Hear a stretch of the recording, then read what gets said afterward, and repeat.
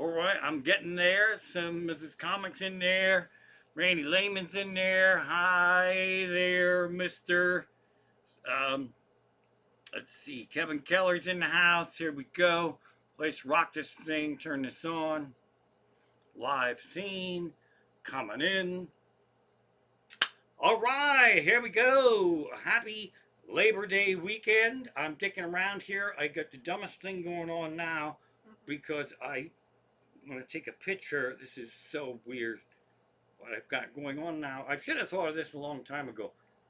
But behind me, well, not behind me, behind other me here, there's a MacBook there, there's this camera there, there's a big TV there. Well, I actually put myself on the YouTube channel so I can watch me on the big screen, and this way I will know if I'm out of sync, possibly at the same time Mrs. Comic knows. Now, she's making a face over there like something's wrong. All right, okay, so maybe something else is wrong. It's not always about me. She might have got a text that somebody's foot was stuck in a bear trap, and I happened to look over, and she was making a face like I was frozen, but I wasn't really frozen because I didn't know about the bear trap shit. So there's that. So happy Labor Day weekend. The history of Labor Day is one of the rare holidays that is absolutely correctly named. It's to celebrate workers, and a lot of people work Labor Day and they get extra pay, so hooray for them. But the thing that's weird about Labor Day to me is Labor Day also marks like the end of the summer, and that sucks batshit balls. So Labor Day ought to be like on a Wednesday in July.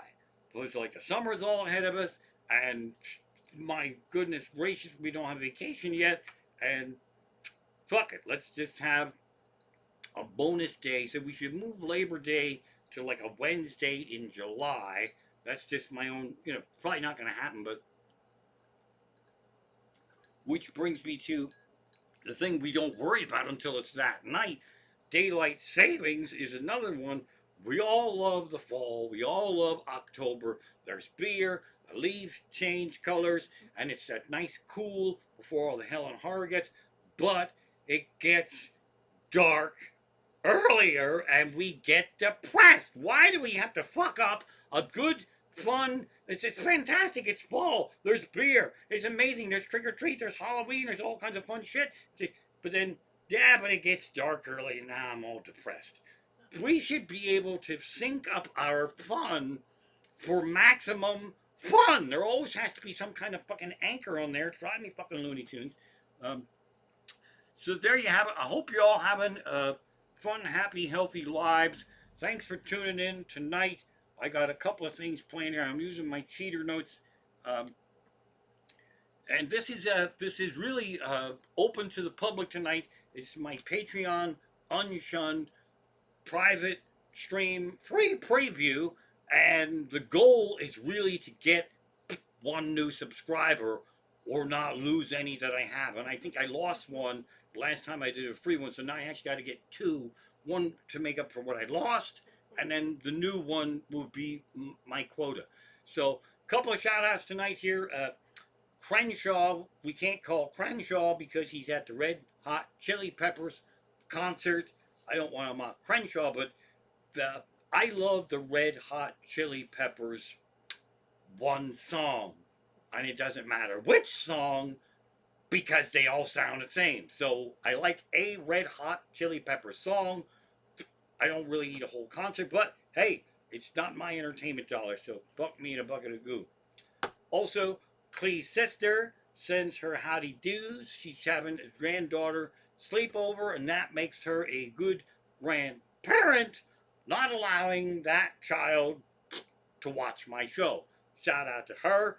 Now that brings us to Richter. Richter is out in Twin Peaks country, and they're in another time zone. And Richter tried to tune in last week, but he was on the wrong time zone. So it's happened to me. I can't make a dick out of him because I actually lost time on a roller coaster trip many years ago. So if Richter, if he's tuning in, Wha-hoo, and if he's not, he'll send me a thing that said, oh shit, it's 3 hours difference. So there we have that. And again, the lovely Mrs. Comic is in the house here in the chat. She zinged off a good one because the UnShunned is, we know you people, and like Clee's sister and Crenshaw and Richter, I get messages that it's kind of amazing that people apologize if they're not going to be watching tonight. So after like the 3 apology things came in a row, Mrs. Comic came off with a zinger and she said, I might be the only one in the chat tonight. Hi, me. How's it going? I'm doing all right. Thanks for asking. Don't click on the donate button there, woman, because that fuck us up. Kevin Keller is in the house. Kevin Keller is a technical person. This exciting thing going here. Oh, Terry, I can't say your last name. It's a tongue twister. Terry Binghamton. I always think of Captain Binghamton from McHale's Navy. That's what fucks me up. That's not your problem. That's my problem. There's book news. There's exciting book news. Not mine. Check this out. Okay, there it is. That is our son, our grown-up son, our technical wizard, Alvin Ashcraft, has a book whose title I can't even understand. It is called Parallel Programming and the Concurrency with C# or C hashtag 10 and .NET 6. I don't know what any of that means. Kevin Keller probably knows. It's kind of amazing. This is a thing that is so weighty that somebody would have to explain it to me. So I actually downloaded a sample into my Kindle. Check this out. You can get this. This is weighty programming shit. If you know what this is, then I'd put my old man reading glasses on. So in my Kindle, I got all this amazing horror stuff to read, and then this one, oh, there it is, and then this one technical wizard book. Now let's see, here's a sample. It was number 1 in the technical books, and Alvin himself mocked it and said, I'm excited to be number 1, but I really don't know how many of these anybody wrote besides mine. And I'll take that. That means somebody had to write it. Badass. And it's absolutely, it's kind of scary smart. That's what it is. So the write-up is very great for him. He's so smart that I'm lucky that he even talks to me. Let's see here about this book. This is badass shit. There's a little cartoon of him. You can't see this stuff. I keep putting it. He uses a little cartoon character in there. That's badass. This is kind of amazing stuff. Leverage the latest parallel and concurrency features in .NET 6 when building your next application and explore the benefits and challenges of asynchrony, parallelism, and concurrency in .NET via practical examples. No fucking idea what any of that means. That's badass. Kind of really amazing. I was expecting more cartoons, but that's our son, technical wizard, and when shit goes wrong, it's never his fault. He's got me all set up with all the finest shit, and it's not like he doesn't have anything else to do but sit here. So when shit goes wrong, it's not his fault. We got shit plugged in here. That book and our son is a perfect example of when the kids get old enough that we should not help them with their homework anymore. That's exactly what that is. We all hit that. You help your kids with their homework, and then they bring something home, and they go, can you help me with this? And you look at it and you go, fuck me in a bucket of goo. Then you start making calls, and other parents that are stupid, and they don't know what the fuck it is either. And so they all start making calls and just put stuff down and just write it down. And this goes way back. Our daughter, Lizzie's all grown up, but this book and this concept of our children get too smart for us to help them with their homework. I got the Trolls in the Idea Hallway. They flash all the way back. Scary phone call that I got was when the teacher calls, right? about your kid, then you go, oh shit, what did they do? And the teacher, I actually got called in to a parent teacher conference without our daughter. They just wanted to talk to me. And when I got there, I was all worked up. I go, what do you want to talk to me about? They said, stop helping your daughter with her homework. And I just went, and they just kept going. They said, we know you do it because she did. She just nails everything. A pluses right across the board. It's just amazing. But every so often, a paper comes in that seems possibly like she got a little help that she didn't need. And I'm just like, now I'm getting a little pissed off because I'm thinking, well, I went over her German words with her, even though I got OCD on Strumpfhosen, that's tights, but that's just a fun word to say, Strumpfhosen. So I want to know what paper. I could have just apologized and just left, but no, because I'm a dumbass. I had to know what was the paper that was so fucking stupid that brought attention to me. And they said, this paper she wrote, it was supposed to be at the lunar eclipse, and it seems like an adult's hand changed the writing to the lunar eclipse, and that the lunar eclipse was a thing that happened in mental institutions where when a mental patient got up and stood at the window on the night when it was full moon, and then they stepped away and you could see the moon a little bit, and then you couldn't, when the lunatic was in the window, and that's a lunar eclipse. They didn't think it was nearly as funny as I did, and they did not penalize our daughter. So shout out to Alvin, our tech whiz. He wrote a book, the second one. That's it. And there's a he's got all these Microsoft awards and all kind of shit. And I'm imagining there'll be a day when he just speaks to me, and I don't even understand any of the words that he's saying. It just like just hand me a piece of bubble gum, and I'll go, oh, thank you. So that's pretty badass. Amazing shit. Also, here's another plug. Check this out. I'm trying to get back in the swing of things. I am not stable. I'll tell you that. I'm not right in the head. Let's see. We do this. Kerpow! I'm back on the Keith show, and that's not any fault of his. I could have been on the Keith show whenever I wanted. Keith, good friend of mine, it's on weekends. He loves it. He's happy. Don't be a dick about it. We all miss Bearman, and that's helped get me back into the book. Shout out to Keith and the Keith Show, so I could get in there. And he's so amazing. So they're phoning stuff. So he's so amazing. He told me. Wait, I'll tell you what he told me. So he told me that we could, anytime I want to be on the show, just let him know. And then I went on about 2 weeks ago, and I just went on the other day, phoned in, and then said, he goes, well, it could be like today or tomorrow, whatever you want to do it. And I said, well, I'm in a really good mood today, so let's do it today, because I might be in a really fucking nasty mood tomorrow. And it turns out that was absolutely true. So shout out to Keith, the Keith Show, and that's some fun stuff going on here. Let's see here. More fun stuff. Last week, this woman over here is amazing. Here's what she did for me. So we have the privacy glass on our windows here because people walk by, and if they look in, they can't see us. It's all woo, and at the front door, which is really fun when salespeople bang on the door because we can just look right at them.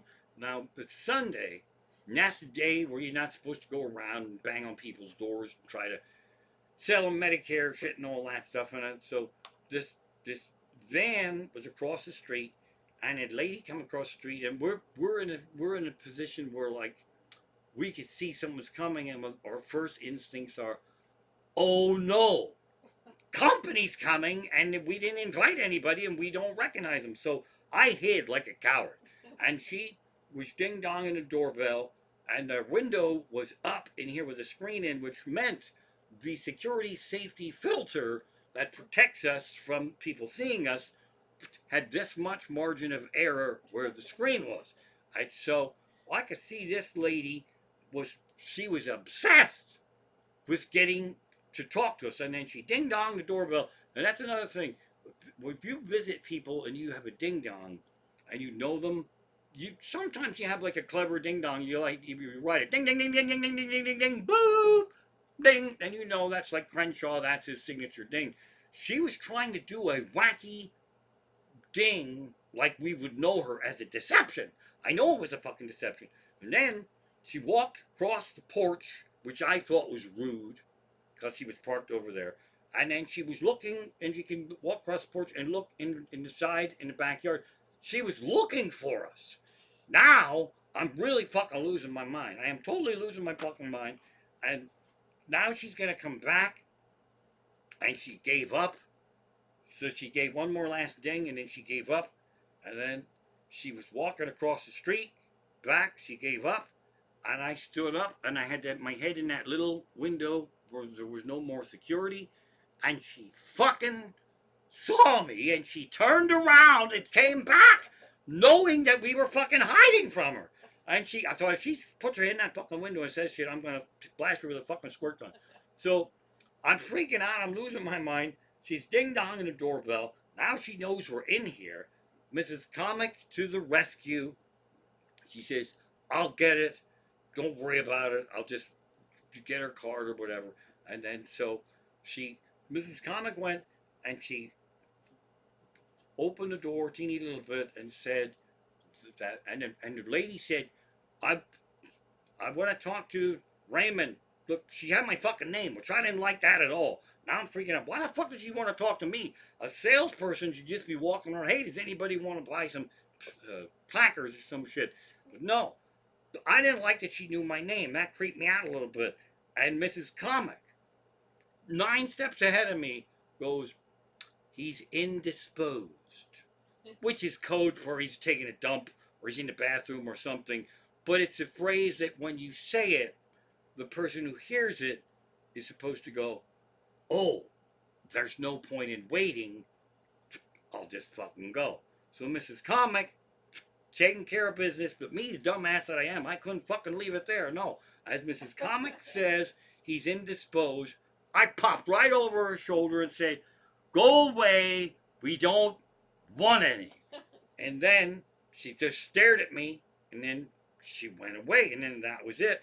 And then Mrs. Comic, who should have really bust my balls by all practical stretches of the imagination, said, I told her that you were indisposed. And I said, yeah, I know. I actually wanted her to know that we were lying so she wouldn't come back. So that was pretty darn exciting. And then either later that night, I think it was later that night, this happens, and I'm glad it doesn't happen often, but if you have a neighborhood, even if you don't really know all your neighbors, there was a big, loud boom.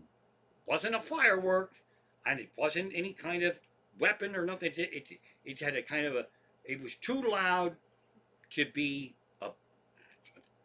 nothing, and not loud enough to be like an actual explosion, but it caught everybody's fucking attention. It's like almost if you had like a giant's foot, like the Jolly Green Giant, and you just decided you were going to kick the side of a car with a soft shoe on, so it made kind of a loud, soft, dead metal, whatever it was. That's what we heard. And we all went out, and it was dark, and the neighbors were all out, and we were just kind of looking at each other like, yeah, you heard it. We knew we all heard it because we were all out. It would be stupid if we all just decided to come out and look for Mars that night. So we all knew that we heard it. We were all looking around to see. First thing you do is you check your cars in front of your house to make sure they're not blown up or nothing weird happened there. Then you start looking at neighbors that you know that you like, and then you just start looking around at neighbors that you, well, it would be a shame if it hit him, but yeah, those are the breaks.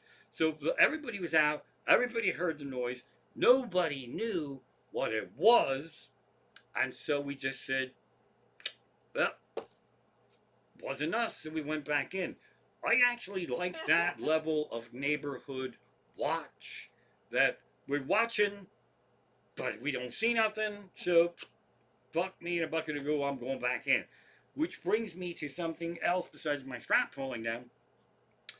My show's all over the place like it is. Uh, Dog sitting and pet sitting for other people. I've talked about this before, but I forgot about it. If you have somebody come to your house and watch your pets while you're away, and also doing a teeny little bit of house sitting, and you do that thing where you go to your neighbors and say, I'm going to be out of town for a couple of days, and would you mind keeping an eye on the house? And then that's a kind of a cool thing, and it's a neighborhood thing, and it's take turns.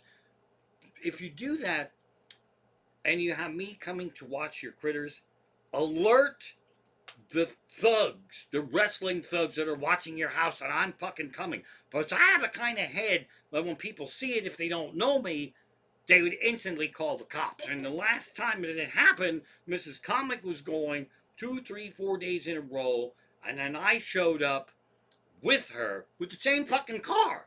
And then it's like the thugs are coming across the street, and then they're like to her, they're like, are you all right? They never fucking ask me if I'm all right. It's always, is she all right? And it happened before. I went to visit my friend, Win the barber, and he was in the parking lot over at Steinmart, and his wife goes in to shop, and I sit and I go visit Vin, and we talk shit, and we swap stories, and then I keep him busy while she's shopping, and the lady in the store saw me get into Win the barber's car after Mrs. Win the barber was in there shopping, and she went to her and said, are you okay?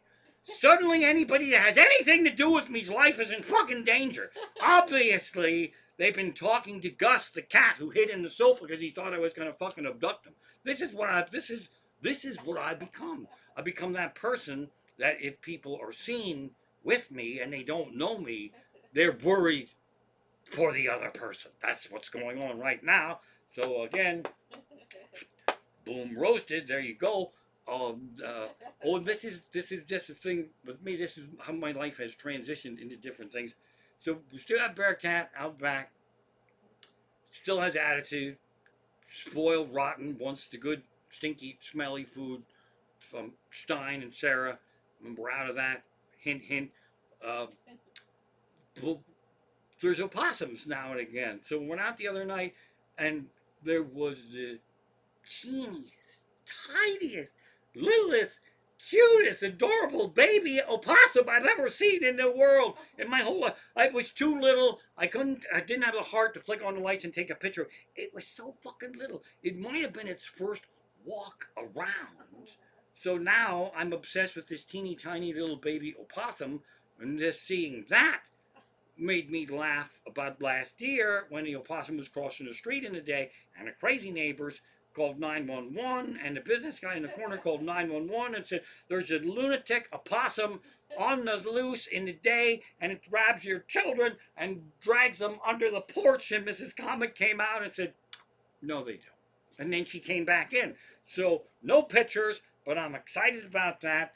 And Mrs. Comic and I are also, right now, we're on kind of a little bit of a vacation in the weirdest kind of a way. We like camping, right? And cabin camping is the best. World's End, phenomenal place. And then you learn how to rough it. We have been without a kitchen sink for now 3 weeks because my brother-in-law is a plumber. And if I go against him, it's like going against the godfather of plumbing. Well, you need a faucet. Why did you come to me first? Why did you go to Amazon? Because we haven't had water for 3 fucking weeks. That's how come. But we're figuring out how to do it like camping style. So it's fine. It's not a problem. Normal people would call their landlord and piss and moan, but that's a whole nother story that we don't want to talk about. So the shout out is to, if anybody knows my brother-in-law, the plumber, it's starting to get to be the next season, and everyone that I talk to says that even if you know what you're doing a teeny tiny little bit, but if you go into YouTube and if you don't know what, haven't done any plumbing, the DIY, do it yourself for plumbing on YouTube, what should come up on any plumbing DIY task is the Three Stooges episode of Plumbing We Will Go. Up to the basement. And if you've ever seen that, pipes are going all over the place. There's water coming out of the fucking stove. Up to the basement. They're connecting it this way and that. And that's not far from fact. So if you DIY your own faucet, ultimately you're going to create your own episode of Three Stooges of Plumbing We Will Go, and then you'll have to wait for your brother-in-law to come anyway. And he's going to be really fucking mad because you didn't call him Plumbing Godfather first. And there you go. So boom, roasted there, and a little check mark there. We got that. Oh, I missed one on the dog walk too. When you're walking people's dogs, I know all the rules, but we don't really walk a dog except when we take care of Daisy.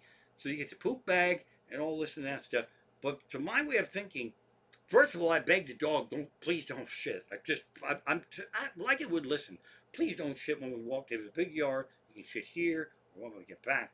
But when people walk their dogs and they have them shit bags, they really know how to do it. Like the dog shits, and it's a fucking magic dog shit trick, and I don't know how fast they do it and manage the dog, and they just keep walking when they're just walking. To my way of thinking, if you are walking and you're holding a bag of dog shit, the walk is over. It's absolutely over. I don't know how you could possibly walk casually with a bag of dog shit. I'm in complete terror because I'm thinking, what if I accidentally want to get my keys out of my pocket or my phone and I'm using my shit bag hand? It's the most horrible fucking thing. So I warned the dog, if you shit, it's fine. I know how to do it, but the fucking walk is over. We don't just walk around and pretend like we're having a fun stroll through the park while I'm carrying a fucking bag of dog shit. We get this fucking bag of shit home and throw it out and scrub my fucking hands, and then the walk is over. These people who pick up their dog shit and then they just walk around Sunday in the park with George. What the fuck are they thinking? I don't understand. So that's the thing that I had missed from before. Check that off. Boom, roasted. Indisposed. Boom, roasted.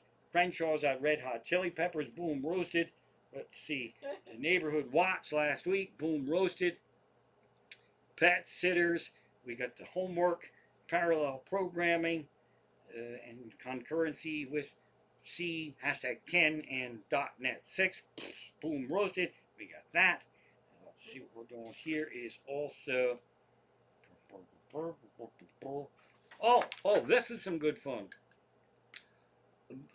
TikTok is a whole nother ball game, and Mrs. Comic said she believed that if there's too much cursing, TikTok doesn't push your videos out because they control it. You can have followers or whatever, but when you post content, they figure out how far they're going to push it. So I've been running a few experiments of not cursing on TikTok, and she's absolutely spot on correct with it. Mrs. Comic saw this up too, and thank you again, lovely Mrs. Comic over there. I thought this was a little bit nuts. On TikTok, people actually really love to see where you live and the places you do. And like Pennsylvania, I've just started doing these TikTok farmers stand TikTok tours. I just did one over Licton Walners there. They are absolutely amazing. It was a big hit. I asked Licton Walner if I was going to do it, could I do it, and he said it's fine. And I came in there with no announcement whatsoever. And the premise is really is that they're usually down a road that if you're not from around here or they don't have those where you live, you would never go down that road. Even if you're driving around, you'll see a sign, fresh eggs or whatever. Fuck that. That's how every horror movie starts. Farm fresh eggs, fresh watermelon, potatoes, whatever it is. So it's a hidden treasure. It's also the honor system, which is kind of amazing, and it blows people's minds that the prices are there and the stuff is there, and there's a little cigar box, and you just write the thing down and you put the money in and you fucking go. Which reminds me that I have to do a Better Call Saul because I want to file a lawsuit against the scan your own groceries people because that's Amish technology. It's not about who did it, it's about who thought it up. To scan your own groceries, that's Amish technology. You go to the fruit stand, there's an apple, you take it, you put the quarter in the thing, that scan your own groceries. I'm going to be a fucking rich old man if I can find the real life version of Better Call Saul and sue those peckerids. So we have that. Now here we got, let's see, more notes, flipping back here. Oh, I don't know if I can pull this off or not. What? I am in the, I'm in the, at the start of scary Halloween book club reading. And I like them killy. I like them crazy nuts. I've talked about them before. Grady Hendrix, if you like reading horror, amazing. It's fast, it's fun, and it's enough fun to lull you into a false sense of security. So when he comes in with a fucking exorcist horror, he really fucking derails you. He really writes period pieces well. And the book that I just read, I've been saving it for too many Halloweens. And I talked about it before. My best friend's exorcism. I read it because it's coming out on Amazon as a series, as a movie, at the end of September. So when I'm reading horror, Mrs. Comic doesn't read as intense horror as me. She has crossover stuff, but exorcism, that's not happening. So, but if I'm reading, whatever I'm reading over the course of a couple of days, that's in my head, that's in my thing. I tell Mrs. Comic a couple of highlights, and she'll be like, that's enough, I don't know. So, my best friend's exorcism is self-explanatory. You know exorcist shit. It's somebody that's sweet, and all of a sudden they went fucking nuts, and now they're going, they're talking, they're splitting pea soup, and then somebody goes, you are fucking possessed. And then the parents always go, no, that's you gave her crunks. And now while she's fucked up, you're a bad friend. Get the fuck out of here. So this is in my head. And the side story to that is there's not a day goes by when we don't miss our beloved Sparky flying around here. And we're the kind of people who pay tribute to that in the memory, in the fun, in the love. Some people don't like talking about stuff. I have always put a voice, a cartoon character voice to Sparky. If you do this for your pets, it's very difficult to do. Mary, I haven't found her voice yet. I keep trying different ones. When I hit it, I'll know. Sparky's voice was fucking instant and automatic. And so I voice her all the time as an internal dialogue here. Sparky gives me good news, bad news, warnings, smackdowns, congratulations. And Sparky would be doing like this, like, listen, you can't possibly do this show without me, you dickhead. And I'll do my best, but there's only so much I can do.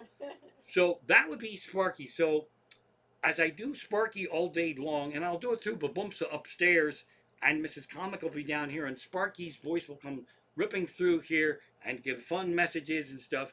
But as the day wears on, I get a little lax with my characters. And so I might voice Sparky really good in the day, and by the end of the day, the actual Sparky part of her voice is gone, and it morphs more back into me. So now I'm in Exorcist, my best friend's Exorcist mode. I'm Sparky talking all day long, and then I started to lose it, and I said something Sparky would have said. I don't even remember what it was, but I completely lost Sparky's character voice. And Mrs. Comic said to me, is that you talking or Sparky? And that scared the fuck out of me, because I'm reading my best friend's exorcism, and I thought all of a sudden, what the fuck am I doing? Was that me or Sparky? How the fuck do I know? I don't even know what I said. But Sparky's no longer here, Mrs. Torrance. What the fuck happened? I figured it out, but for a millionth of a second, Mrs. Comic figured out a way to mind fuck me in my own book house exorcist club here. And now, when I do Sparky's voice, at least now, and then Sparky busts my balls about that. Nice going, dickhead. If you're gonna say that it's me, let's do it with feeling. So that doesn't sound like it was that much fun for you, but to live in this house, we would be so famous as a reality couple. If we went on one of them reality shows and they'd follow us all around and see the teeny tiny little possum and all this other weird shit. So there's that. So now I gotta check my notebook again. Let's see here. Oh, here we go. I'm not mentioning any names, but I wrote this in my notebook. Um, Somehow I thought it would be funny. It's one. It's one of. It's. I won't say the name of. It's a pizza place, right? Pizza places are. I love them. I love pizza. I actually like all the different kinds of pizza. Everyone has their own little thing, and there's a price structure there that is acceptable, that floats between, I would say, maybe 10 to 12 or 13 bucks a pizza. And then if you go beyond that, you really gotta fucking bring it. Like there's pizza places that you get a little drive to a little bit and it might be 20 bucks, but you really are fucking getting a big, you get the thing. So a place that kind of just was the normal kind of pizza place sent us a flyer in the mail, and the specials were like 2 large plain pizzas for $28, and you get 2 free liters of soda. I'm thinking that's not really that great of a deal. 28 bucks for 2 pizzas is what you would expect to pay. They should say free 2 liter bottle of soda with every pizza. That's the bargain. So I wrote this down here. Pizza flyer, 2 large pizzas, $28, 2 liter bottle of soda, free. Then I also put, that's not funny. So don't mention it in my live stream. And I see here, I'd like to thank folks for tipping. That's fantastic. I actually meant to turn the tipping off for this because it takes 19 years to get that money. But that's money. That's money. We really appreciate it. And it's probably get me a little bit closer to my threshold, because you have to get your threshold. So thank you, Randy Laban. I also like the split up donations. That's kind of amazing because there's one for $2 and there's one for 5, and he's thinking I could donate 7, but I'm going to do 2 and 5. Then he'll have to say Randy Lehman twice. Randy Lehman twice. He'll have to say Randy Lehman twice. So we do really appreciate that. And as far as tips too, folks send loot. You can PayPal loot, Amish Comic at Gmail. You can Venmo loot at Amish Comic. I have no shame. I'll take any kind of money anybody wants to send. It really is appreciated. And what folks don't understand is too, is that those donations, and I will call them small, but not $5 is a good amount. $2 is also a good amount because it lands in theory on a pile that grows the pile larger. And I have 30,000 fans across my social media. If every other one of them gave me $1, holy fuck me in a bucket of goo. But I think a lot of times people don't donate because they think, well, my dollar is not going to make a difference. It will if you don't fucking give it. That's when it makes a difference. So many fine thanks. Randy Lehman's badass. He's done a lot for us too. Not just money, but it's much appreciated, brother. It really is. Thank you so much. And let's see here. Oh, I'm all over the place. I'm all over the place. I had some stuff I want to say about Instagram. I love Instagram, but if you follow any like food places, like for me, there's things that I see that I gotta have, like a milkshake on there. Lose my fucking mind. It's just it's the purest commercial for that there ever was. Whoever thought that up, fucking genius. Because like when you go into the fast food places and you see the picture of the burger up there, it looks like the picture of the milkshake on Instagram, but when you get it, it looks like a horrible fucking piece of shit. That Instagram milkshake will look exactly like that. It's the most fucking greatest commercial, and I really need to find a version of me for that, for Instagram, that you could just see like a delightful, delicious me in the palm of someone's hand, and you would look and say, oh my god, I fucking gotta get me one of those. That looks fucking fantastic. So there's that. And then the other problem I have with Instagram is this is my Instagram, there's some curse words on it because I put video clips, but it's relatively squeaky clean as far as our grandchildren are on there, and they're going through school and high school and graduation. And so when the grandchildren are on there, I just mind my P's and Q's a little bit. So when you go into the search on Instagram, and I thought it was just me, I was afraid to tell Mrs. Comic because when I click on the search, I get a whole screen of thumbnails, and none of them have anything to do with anything that doesn't have anything to do with milkshakes or anything to do with live streaming or comedy or Lincoln Walner's fruit stands. It is a whole thumbnail of 9 different bikini babes with their knockers hanging out, and they're all doing these little knocker dances. And I'm like, what the fuck is that? And I admit that I have clicked on a few because of their TikToks, and there'd be a girl in a bikini who is featured in my Instagram search, and I'll click on it, and she'll be in a bikini, and then she'll do this.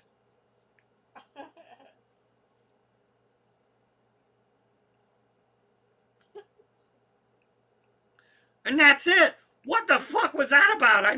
Think I need to get a little jiggly dance. So there's those.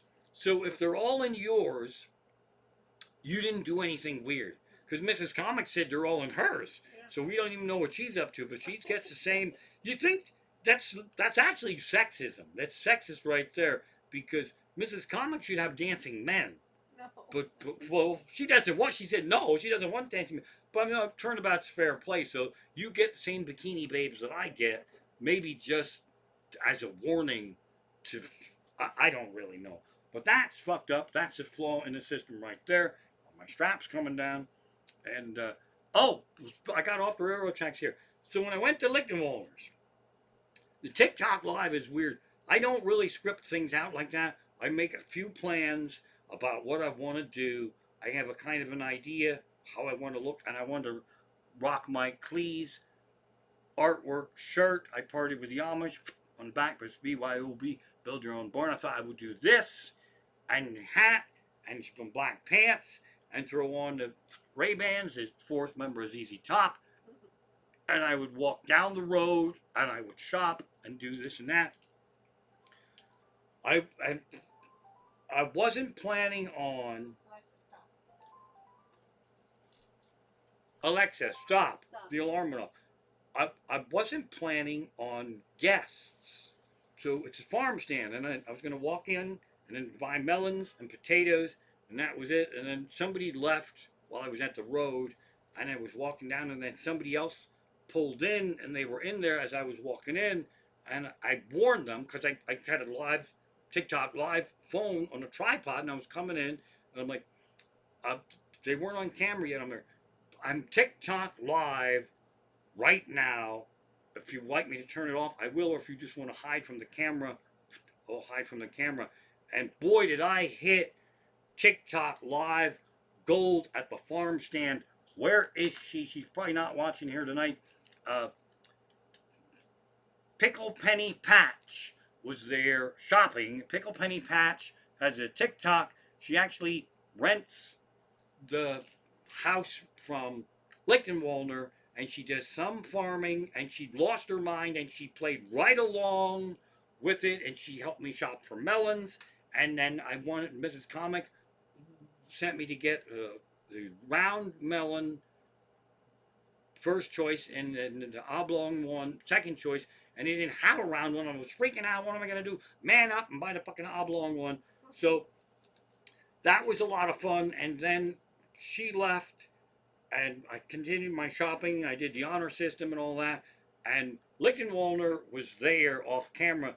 laughing at every fucking stupid thing I said. He was such a good audience, and I. It was my understanding that he was camera shy, and he actually this was kind of really a lot of fun.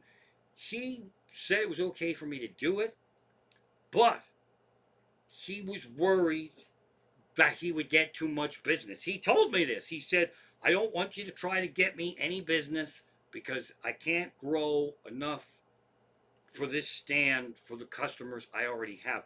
That's a fucking problem that I would love to have. So, and I told him, well, TikTok is people from all over the world.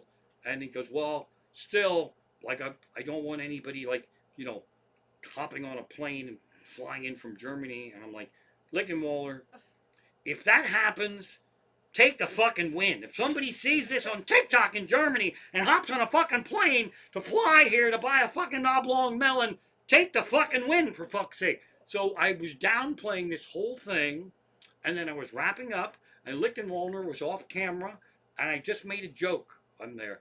That's a wrap. Thanks for watching Raymond Amish Comics TikTok Live Farm Stand Tour, and Lichtenwalner is gonna sing us out. That was the joke to make him feel uncomfortable, and I looked over, and he was leaning in. I'm like, holy fuck, Lichtenwalner's ready to do a fucking solo to sing us out, and he hopped right in, and he fucking just bust a fucking song, and I'm fucking dancing away there, and it's fucking amazing, and it's funny, and it's brilliant, and it's on my TikTok, and I think I put it on my Patreon. If you see the farm stand video, zoom to the fucking end, for crying out loud. Zoom to the end to get that. Oh, there's dog people in here. I know Randy Lehman is a dog person. I don't know who else is a dog person. This is kind of amazing. So at the farm stand, Lichtenwalner's, across the road where the farmhouse is, where Pickle Patch lives, there's a gorgeous, shaggy dog that's barking, and it's really a gorgeous dog, a beautiful animal. But I have a thing about I'm not going to go over and cross the road to visit a barking dog that I don't know. So Lichtenwalder and I were talking a little bit beforehand where I got my warning not to promote this so people wouldn't fly in from all around the country. Then I asked him about the dog, and he said, that's Sadie, and Sadie is deaf, but she knows sign language. Wow, fuck me in a bucket of goo. So I said, that's absolutely incredible. So what's the thing? And then he had one for, you know, to sit down. I don't want you to do tricks. What's just a hello? So to say hello to Sadie, deaf dog, you just hit the thumbs up, like Agent Cooper on fucking Twin Peaks. Your dog's barking, barking, barking, and I went like this, thumbs up. And then it started to get all cutesy pie. It fucking absolutely incredible. And then, so I went over and I pet Sadie. And now that I know that Sadie can't hear, I know this one sign language. That just fucking melted my brain. And it's a big commercial for when we walk around in the world and we see things, things come into our heads. It's the classic assume you make an ass of you and me. You probably don't know the whole story, because I had no idea Sadie was deaf and just was trying to get my attention, and that meant hello. And I went over and I pet Sadie, and then I was saying goodbye to Lichtenwalder, and I said, Sadie looks great in the video, fantastic. And I apologize to Sadie that I didn't say hello all these other times. And Lichtenwalder said, we should go on TikTok. Lichtenwalder said this. He's all ready to do a fucking sequel to our show. We'll take Sadie over to the sheep, and instead of the sheepdog chasing the sheep chase Sadie. So we are definitely going to be having a return trip to Lichtenwalder's where I do this to the dog that can't hear, and me and Lichtenwalder take Sadie over to the sheep, and the sheep will chase Sadie, and that's got to be all kinds of fun right there. So that's pretty much all I got in store for this week. I love yous. Thanks for watching. I hope on some planet this is something that you hope that it would be. We're just hanging out. I'm starting to book shows again slowly. I'm getting stuff. Man, if we make it through fucking September, we'll be okay. And I haven't been able to say that for a long fucking time. A long, long fucking time. September, I have renamed it Sucktember, and if I can make it, it's the cliche. Wake me up when September's over. September's over. Now I know why he wrote that song.